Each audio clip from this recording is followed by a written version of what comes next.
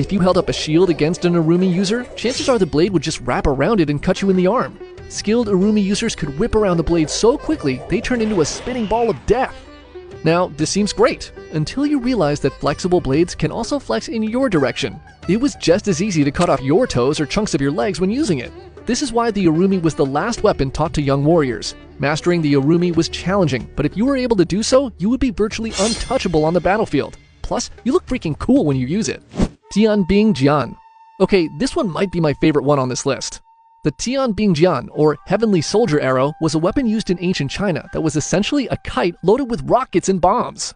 The Tianbing Jian was a huge war kite that measured around 9 feet by 4 feet, made of straw and wood. It would be loaded with a rocket pod that contained 100 rocket arrows and a few dozen bombs. The rocket arrows were essentially normal arrows with a bottle rocket strapped to it. When lit, they would fly toward their target at insane speeds.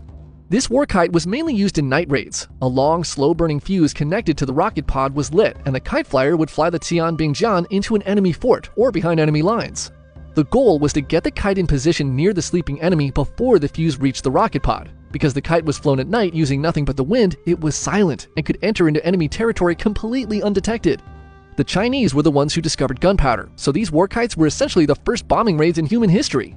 There was also another version of this war kite called the Tian Lei Pao, which instead of a rocket box, used a death row convict strapped to the kite armed with rockets and bombs. The convict's job was to fly into enemy territory on the kite and manually launch the rockets and bombs in a kamikaze mission. At least these inmates got to go out with a bang. The Claw of Archimedes. It's the tail end of the 3rd century BCE, and the Second Punic War between Rome and Carthage is causing chaos and collateral damage throughout the Mediterranean. Caught in the middle of this war was one of history's greatest minds in mathematics and engineering, Archimedes, who was living in Syracuse, a city on the island of Sicily. Sicily was a highly valued strategic position for both the Romans and Carthaginians, which made it a prime target for both armies.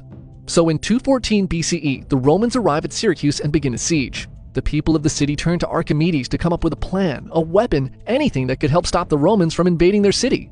So, like an old-timey Oppenheimer, Archimedes put his big brain to work and came up with one of the nerdiest weapons of ancient history, the Claw of Archimedes.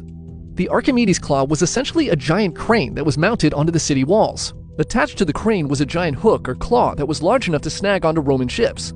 When the Romans sailed too close to the wall, the crane's claw would be dropped onto the ship, hoping to hook something on board. Once the claw was secured, the crane would lift the ship into the air, tossing its crew into the water.